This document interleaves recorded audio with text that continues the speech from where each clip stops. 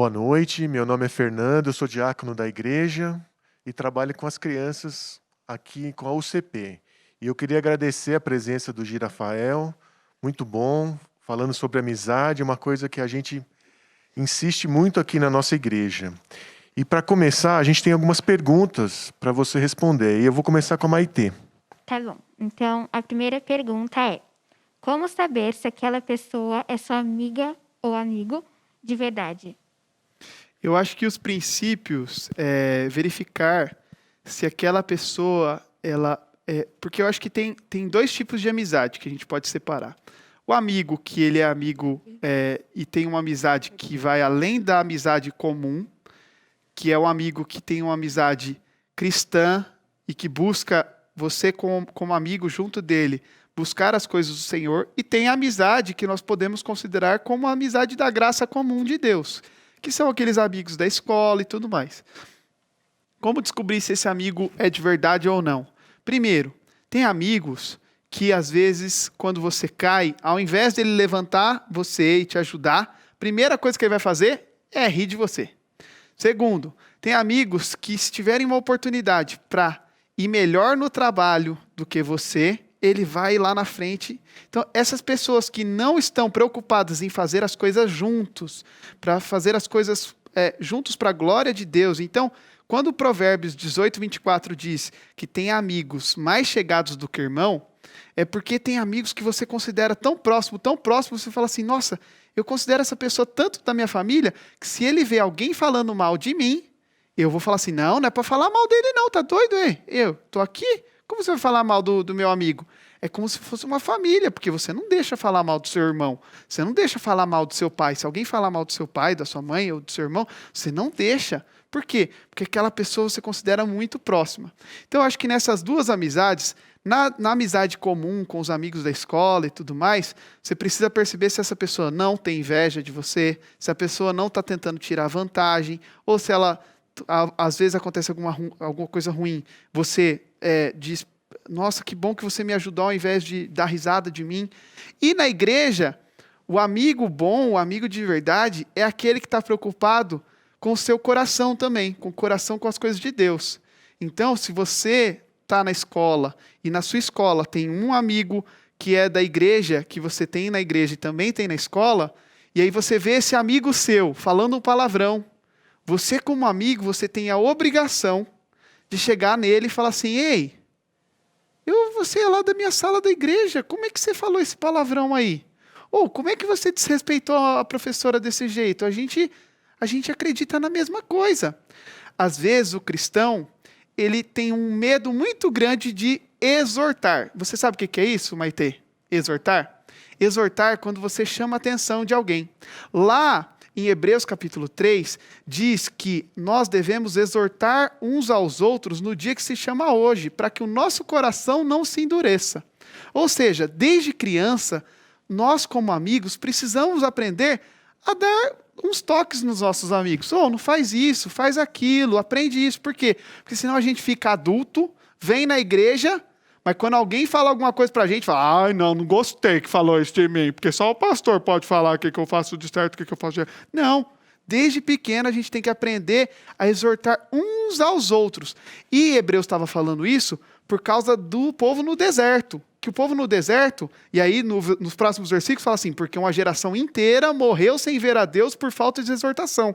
O povo, ele estava falando do povo do deserto, que endureceu o coração porque ninguém deu um toque. Agora, você lembra daquela história que fizeram um bezerro de ouro? Lembra? Então, imagina pedindo: Maitê, me dá seu brinco de ouro, me dá aqui seu anel aí de casado, me dá isso aqui, montou o bezerro de ouro. Será que ninguém naquele meio falou assim: isso aí vai dar ruim, hein? Quando Moisés descer, vai dar ruim. Por que essa pessoa às vezes não levantou e falou assim: gente, o Moisés vai descer daqui a pouco e nós vai arrumar confusão, não é para fazer nada. Não, às vezes fica quieto, vê os outros fazendo besteira, vê os amigos fazendo besteira, não dá um toque e às vezes deixa de ser um amigo de verdade. Tá bom. Eu tenho uma também, bem difícil. Como manter a amizade do filho sem perder a autoridade? Eu acredito que os pais dessa geração, eles têm uma dificuldade muito grande, porque às vezes eles não se sentiram tão amados pelos pais deles. E aí eles têm uma ansiedade muito grande em se sentirem amados pelos seus filhos. Então há uma necessidade emocional e existencial dos pais dessa geração em querer ouvir do filho: ai, papai, eu te amo, eu amo você, mamãe. E nessa ansiedade existencial e emocional, acaba gerando nos pais que não sabem equilibrar essa coisa da amizade com a autoridade. E aí fica descompensado. E essa descompensação, ela vem porque o pai, na verdade, precisa ver no filho algo que a própria Bíblia pede. A Bíblia não pede para que os filhos... A Bíblia, claro, pede para que os filhos obedeçam, mas no mandamento ela pede a palavra honra. Então, o pai precisa trabalhar para que o filho aprenda a honrá-lo. Esse é o principal. Obediência é o segundo plano. Honra é mais importante do que obediência. Porque honra a criança faz mesmo sem o pai pedir. Então é nesse sentido que os pais precisam caminhar. E como eles podem caminhar assim? Eles precisam entender que eles precisam caminhar na linha do respeito. E o respeito a partir da honra. O que significa isso? Significa que às vezes o pai quer tanto que o filho o ame, mas, na verdade, ele não sabe trabalhar e entender que a criança... E agora eu vou dar um recado aí para os pais que é meio doloroso, tá? O amor descrito em Efésios capítulo 5, que é o amor sacrificial, ele é difícil de digerir para uma criança. Por quê? O amor sacrificial, se entra um bandido na casa, a criança sai correndo. Agora o pai pula na frente para tomar um tiro, a mãe também pula, mas a criança, sai correndo igual doida, não quer nem saber. Ela não tem o amor sacrificial como princípio ainda, ela não entende, é muito complexo para a mentalidade, para a cognição, para o coração dela. Ela gosta muito a ponto de falar que ama, mas esse amor de Efésios 5 ainda é muito complexo para uma criança. E é isso que o pai precisa ensinando na infância. E ao mesmo tempo ele entender, eu preciso que meu filho me honre, mais do que me fale te amo. Porque o te amo ele vai vir depois, ele vai vir com honra ao longo da adolescência, da juventude e de outros pontos nesse sentido. E aí como equilibrar essa descompensação existente na pós-modernidade? Quando você aprende que lá em Provérbios 22 diz que nós devemos ensinar a criança no caminho que se deve andar. E tem muito pai que erra, porque tem muito pai que ensina o caminho, mas não ensina no caminho. E isso é um problema semântico. Por quê? Porque quando você ensina o caminho, você tira a possibilidade do filho te ver sofrer, por exemplo. Porque tem pai que agora na pandemia perdeu o emprego e está passando por crise financeira. E esse é um excelente, às vezes, momento de chamar a família, sentar e ajoelhar junto e falar: filho, eu estou chorando e clamando diante do Senhor. Mas o pai às vezes fala assim: mas aí eu vou perder minha autoridade.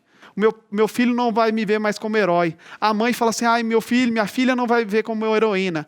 O herói da vida do seu filho e da sua filha não tem que ser você, tem que ser Cristo.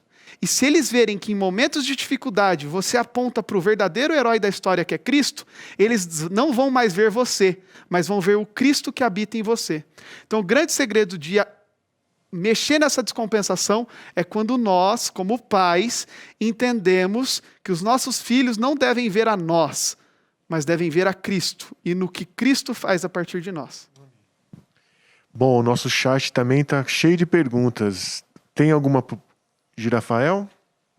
Bom, temos algumas perguntas. Tem uma da Andressa, de 11 anos, e ela gostaria de saber assim: se nós crentes temos mais coisas em comum, mais intimidade com amizades crentes? Se nós crentes temos mais amizade com o povo que é crente. Por afinidade, às vezes você vai se assimilar com pessoas que têm princípios e valores que você também tem. Mas tem um ponto que é o seguinte: às vezes você pode pensar, não, agora eu só posso ter amigo crente. Isso também é um risco. Porque você, às vezes, fica amigo de um monte de gente crente, fica dentro de um círculo crente, e aí você não tem nenhum tipo de oportunidade de falar do amor de Deus para quem não conhece a Cristo. Então, assim, sim, eu acho que deve valorizar o crescimento de amadurecer com seus amigos cristãos. Isso é óbvio. Mas eu acho que você tem que sempre se lembrar: nossa, quem são as pessoas que eu conheço que não conhecem a Cristo e que eu tenho acesso? Porque caso contrário, às vezes você pode passar uma vida inteira e você só consegue acessar aqueles que amam ao Pai. E a Bíblia diz que nós fomos chamados para fora. Nós somos capacitados na igreja e equipados para alcançar outras pessoas. Então, não é só o pastor, o evangelista, o missionário que tem que fazer isso. A igreja precisa fazer isso. Então, nesse sentido, a gente precisa ter amizades e que sejam naturais. Você também não tem que ficar igual um espião. Agora eu vou virar um amigo daquele ali porque eu vou conversar. Não, também não precisa ser assim. Tem que ser algo natural. Identifique pessoas que não firam os princípios do Senhor e fale do amor de Deus para elas. Maitê, você tem mais uma pergunta? Eu tenho sim. Como conseguir respeitar o seu amigo com as diferenças entre eles? E vocês? Eu acredito e entendo que o Evangelho de Jesus Cristo, ele é convidativo, ele não é impositivo. Às vezes, quando o nosso amigo tem alguma diferença da gente, a gente quer impor que ele faça igualzinho a gente. Seja no futebol, seja no Evangelho, seja em qualquer coisa. E a gente precisa aprender que o nosso papel é fazer as coisas com excelência, e essa excelência vai glorificar a Deus e vai automaticamente convidar os nossos amigos a conhecer coisas novas, inclusive o Evangelho. Então, o respeito, ele parte do ponto de que a gente não fique impondo para o nosso amigo. Você tem que fazer isso, você faz isso. Então, a gente tem que deixar um pouco de ser mandão e ser um pouco mais convidativo. Jesus era muito convidativo. Quando falaram para Jesus, Jesus, vai lá. Ele falou, não é chegada a minha hora ainda, calma. Então, ele tinha uma noção de tempo, ele tinha sensibilidade da hora que ele tinha que falar, não tinha que falar. E é essa sensibilidade que a gente precisa ter. Aproveitando, como nós, pais, conseguimos mostrar para o filho que algumas amizades não são boas, mas ao mesmo tempo que eles têm que falar do amor de Cristo, sem entrar e sem a criança ficar brigando com você e fingindo ou escondendo que está saindo com essa pessoa, com essa criança. Quando a gente... vou falar um termo mais técnico aqui, do ponto de vista da teoria da aprendizagem. Quando a gente vai estudar, por exemplo, William Glasser, que é um grande teórico da aprendizagem, a gente descobre que a melhor maneira da gente aprender é quando a gente ensina. A gente absorve 95% das coisas que a gente ensina. Quando a gente só lê, a gente só consegue absorver 10% daquilo que a gente lê. Mas quando a gente ensina, a gente absorve muito mais. E quando a gente vê Jesus, novo, criança, ensinando mestres no Sinédrio, ali no templo, o que a gente percebe? Que Jesus estava aprendendo mais do que boa parte da geração dele. Porque crianças judaicas estavam sendo ensinadas a ensinar. O que falta, na minha opinião, às vezes, nos pais, é tratar os filhos como de fato que a Bíblia fala. Como flechas dentro da aljava. A Bíblia diz que os filhos são flechas dentro da aljava. Se nós temos uma aljava, a aljava é aquela bolsinha que o cara que joga arco e flecha, né, o arqueiro tem. E ele tira aquela flecha, o pai, ele sabe que aquela flecha ela tem que ir longe. Ele está guardado em determinado tempo, mas ele está sendo preparado para ser enviado longe. E os arqueiros do tempo bíblico, eles faziam as suas próprias flechas. Você não ia e comprava uma flecha. Você fazia a sua própria flecha. Ou seja, cada pai não pode terceirizar a educação para outras pessoas, para a empregada, para a babá, para a escola, para os amigos. Não, o pai tem que fazer o filho de maneira artesanal. Para quê? Para que o filho alcance o alvo mais do que ele já conseguiu alcançar. Porque uma flecha, ela alcança muito mais do que o próprio arqueiro conseguia na guerra. O filho, como essa flecha, eu entendo que o pai, e aí eu vou dar um exemplo prático, porque às vezes eu falo muito filosoficamente aqui e o povo às vezes não consegue entender o que eu estou dizendo. Vou dar um exemplo prático. Todo dia, quando o pai leva a criança para a escola, ele larga a criança lá, na hora de entrar no carro de novo, a criança entra dentro do carro, aí o pai olha para trás e qual que é a pergunta clássica do pai? Filho, tá tudo bem? Filha, tá tudo bem? Tá, papai, tá. O que você... Como que é? Fala aí. O que você aprendeu hoje? O que você aprendeu hoje? Ou seja, nós temos uma metodologia operária de trabalhar com os nossos filhos. O grande segredo do pai cristão é perguntar para o filho, filho, o que você ensinou na escola hoje? Os pais precisam preparar os seus filhos para ensinar na escola. Não adianta a gente chegar para o filho e falar assim, esse é má influência, mas mesmo assim você tem que falar Jesus Cristo para ele. O filho não consegue fechar essa equação. Fala assim, mas como que eu vou fazer isso? Eu tenho vergonha, porque o cara é gigante, ele é maior que eu, e eu não vou falar com... Então, a criança ela não consegue fechar uma equação se não tem dentro de casa um preparo para que ela entenda, olha, na escola você é uma flecha. Em casa você está dentro da aljava. Na escola, você chegou lá, você tem que ensinar. ensinar para os outros, ensinar para sua professora, ensinar para os seus amigos. O que você ensinou? Se o filho voltar para o carro e não ensinou nada naquele dia, o pai tem que se sentir um derrotado, a mãe tem que se sentir uma derrotada. Fala assim, nossa, hoje eu falei como vai, porque a gente não conseguiu ensinar nada para ninguém. Você não conseguiu, nossa, amanhã a gente tenta de novo. Então assim, isso muda completamente a maneira com que os pais lidam com os filhos e como a maneira com que eles enxergam a vida. Porque às vezes a gente deixa com que os outros eduquem os nossos filhos, inclusive. E dessa maneira a gente prepara eles para ensinar como Jesus ensinou no templo. Criar para fora e não para dentro. Exatamente. Né? Nós temos mais uma pergunta no chat. Sim. A pergunta agora é mais no âmbito vertical, né? A gente falou muito sobre o relacionamento horizontal. E agora é mais prático. Como que, do ponto de vista dos pais, a gente cria os hábitos dos filhos para eles serem amigos de Deus, né? E como que a criança ela pode ser mais incentivada, se sentir mais incentivada a buscar a amizade do Senhor nos momentos que ela passa no cotidiano dela? A melhor maneira está descrita em Deuteronômio 6, que é quando a gente caminha com Deus como pais. Então, Deuteronômio 6 que diz que nós deveremos ensinar a lei para os nossos filhos, como? E as ensinarás caminhando, andando, na batente da porta, sentando, deitando, acordando. Ou seja, em todos os momentos nós temos o hábito. Isso significa e aponta lá para Provérbios capítulo 22, que é no caminho e não o caminho.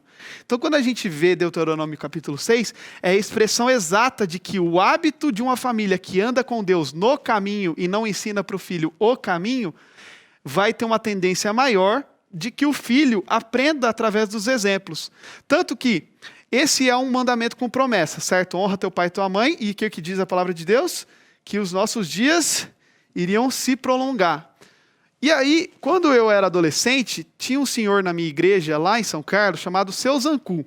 E quando eu era adolescente, ele já era bem velho, assim, entendeu? Ele já era bem idoso. E eu falava assim, nossa, o Seu Zancu deve ter honrado demais o pai e a mãe, tá doido. Porque esse senhor aí, cara, como que ele consegue viver tanto, cara?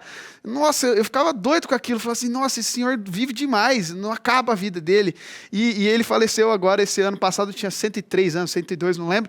Então, assim, ele viveu muito. Então, há 10, 15 anos atrás, ele já era idoso e ainda viveu até ano passado. E eu ficava pensando, nossa, ele deve ter honrado muito o pai e a mãe. Só que quando eu fui para o seminário, a gente fez a exegese do texto e descobriu, a exegese é o estudo profundo, né, do texto, e a gente descobriu que, na verdade, o prolongar a sua vida tem a ver com a sua descendência. Ou seja, um filho que honra bem o pai e a mãe, ou um pai que honra bem os seus avós também, aquela família vai continuar sendo cristã por muitas gerações. Aquela família vai continuar sendo cristã e vai continuar honrando a Deus por muitas gerações. A vida deles vai se prolongar na terra através daquela honra que foi feita. Então, filhos que honram o pai e a mãe, eles criam novos hábitos, estabelecem um prolongamento de uma geração que ama a Deus. Tanto que eu sou bisneto de cristãos, e aí você vê quantas famílias aí tem gerações e gerações de pastores, de diáconos, de presbíteros, de presbiterianos, de evangélicos. Isso é muito legal. Maitê, você tem mais uma pergunta? Tenho a última, eu acho. Como ajudar o amigo, o influenciando, mas sem ser influenciado?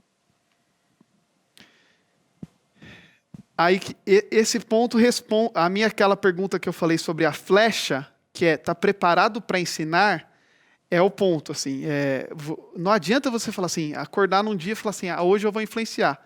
Você nunca foi preparado para isso. Para você influenciar, você precisa ser equipado. Então os pais precisam equipar os filhos para serem influência. Não adianta pedir para que eles sejam influência sem equipá-los com palavras de inteligência, com estratégias evangelísticas, com estratégias de voz, com estratégias de como se portar em momentos complicados e falar assim, quando alguém estiver chorando, você como cristão, você não conhece aquela criança, você tem a obrigação de ir lá e falar. Se você está numa escola gigante, tem uma criança chorando, você passa perto e fala, não conheço, não vou falar. Não, o pai precisa preparar o filho para falar assim, filho, se tiver alguém chorando, é sua obrigação ir lá perguntar por que aquela pessoa está chorando. E às vezes naquela oportunidade a criança vai se abrir e aquela é uma oportunidade de você influenciar alguém. E a mesma coisa com amigos bem próximos, né? Quando o amigo está muito próximo, se você não está bem preparado para influenciar ele, como uma flecha que acerta o alvo, você acaba sendo o alvo. Então, se você não é a flecha, você automaticamente é o alvo. E é isso que os pais precisam se preocupar. Porque se eles não estiverem criando flechas artesanais, automaticamente os filhos vão ser alvos de muitas coisas terríveis que as escolas e os movimentos ideológicos, a estrutura marxista cultural vão trazer para os nossos filhos. Eu tenho mais uma pergunta. Os pais, as crianças têm mais afinidade, ou com o pai ou com a mãe. Como trabalhar isso para a criança procurar, ao invés de sempre procurar a mãe ou o pai, inverter? Como mostrar para a mãe, ou para mostrar para a criança que ela pode confiar, ou inverter, né, no caso, a mãe ou o pai? Como o pai ou a mãe pode trabalhar isso em casa? De novo, é que a gente faz a pergunta e às vezes a gente tenta trabalhar na criança, mas a criança ela é só o... Eu não queria usar essa palavra, o subproduto ou o espelho do que já está acontecendo ali. Se a casa estiver com uma estrutura bem firmada nas escrituras do papel do pai, ou seja, o pai não é um pai emasculado, ou seja, o pai não é aquele que é só o provedor da comida, mas ele é de fato o cabeça da casa. E a mãe também entende seu papel como cooperadora e coopera para que a casa glorifique a Deus como uma missão e submissão ao Senhor. Isso facilita. E eu vou te dar um exemplo claro. Quando você pega desenhos antigos, como Jetsons, Simpsons, como os Flintstones, você verifica que, como aquela família Dino, quem que é o bobo de todos esses desenhos? O pai. O pai. O pai sempre foi tratado como o provedor da comida e o bobo da história. E isso faz com que só os desenhos já reflitam que nós temos pais emasculados, pais que não exercem a hombridade cristã que a Bíblia pede. Ao mesmo tempo, quando a gente vê desenhos novos, como Peppa Pig e outros, a gente vê crianças desrespeitando o pai e o pai continua sendo bobo nessa geração também. Ou seja, passam-se os anos e os desenhos continuam mostrando que os pais eles são só os provedores, ou seja, ele é o burro de carga, ele trabalha para trazer a provisão. Isso é um problema, isso descaracteriza a maneira com que a criança se relacione com ele, se relacione com a mãe, e isso vai gerando descompensação, e aí a casa fica uma desordem que pode vir na igreja com roupa de ver Deus, bem bonito, canta louvores, se envolve no ministério, mas a casa, quando você vai ver, está desajustada. Não tem bons cultos domésticos, não tem uma caminhada de oração com o Senhor, não tem uma caminhada de vida espiritual dentro da casa, porque é como eu mostrei na mágica ali, né? É mais fácil a gente ser bonito por fora do que ver o coração transformado por dentro. E o que Deus quer é que nós sejamos transformados de dentro para fora. Letícia, nós temos tempo ainda para mais uma pergunta? Temos uma, a gente consegue encerrar já. A né? nossa última pergunta, é isso? A Dé vai fazer. Bom, muitas crianças aqui estão contando as suas experiências e elas querem saber o que fazer quando zombam da fé delas. Bom, se elas forem... nós estamos em uma geração de cristal, que quando a gente é zombado, a gente sofre muito, né? E a Bíblia diz que nós sofreríamos perseguições. E se nós estivermos sofrendo perseguições, isso demonstra automaticamente que nós estamos exercendo algo relacionado ao Senhor, porque a gente realmente está cumprindo alguma coisa. Então, primeiro, a criança ela precisa aprender a ouvir críticas. Ela precisa saber que, ao longo da caminhada, ela vai ouvir críticas por falar de Cristo. Segundo, ela precisa tomar cuidado para não ser invasiva, porque o evangelho é convidativo. Então, se ela for uma criança que é estratégica no evangelho, ou seja, ela sabe aproveitar as oportunidades certas, ela vai conseguir falar de Jesus, às vezes, sem falar a palavra Jesus.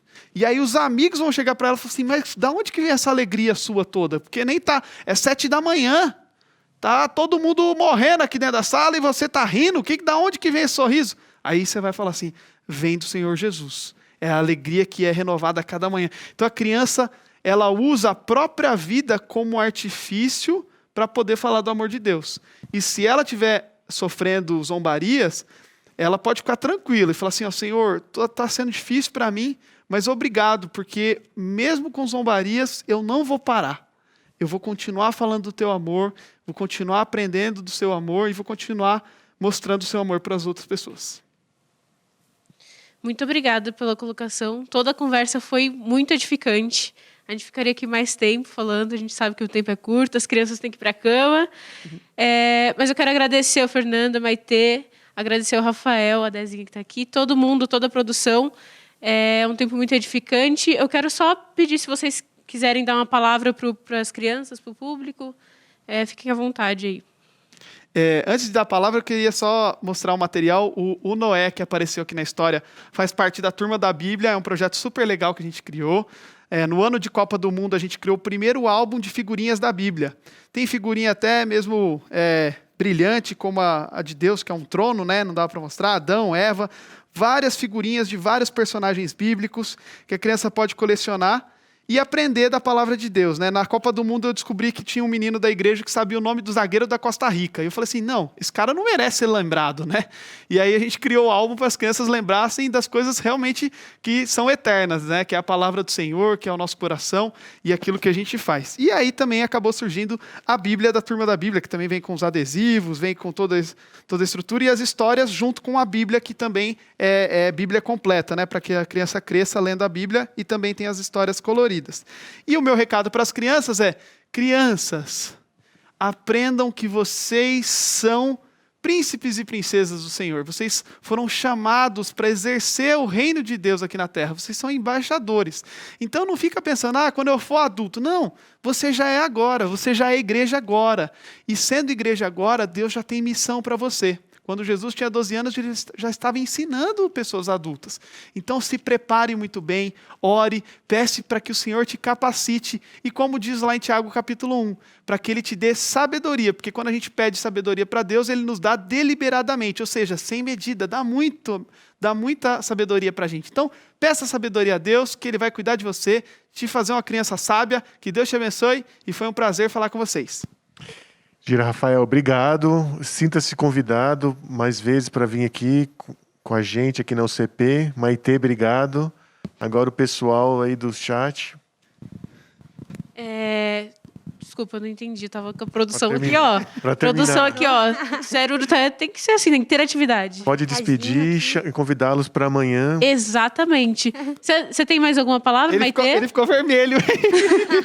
Quem sabe faz ao vivo, né, galera? A Maitê tem alguma palavra? Já foi? Não pode Fechou. ser de amanhã. De amanhã. Amanhã é o Arival. Arival. Ah.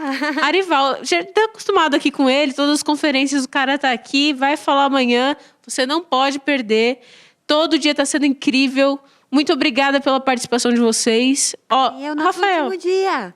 último dia, gente, tem que estar preparado. E no penúltimo dia já teve álbum de figurinhas. Teve uma Bíblia aqui da hora. Onde a gente encontra? turmadabiblia.com.br, eu esqueci de falar. Isso, turmadabiblia.com.br, Jabá. Momento Jabá aqui, nosso. É isso aí, Débora, quer despedir o pessoal? Então, tchau, gente. Muito obrigada por terem participado e um beijo para todos. Até amanhã. Beijo. Até mais.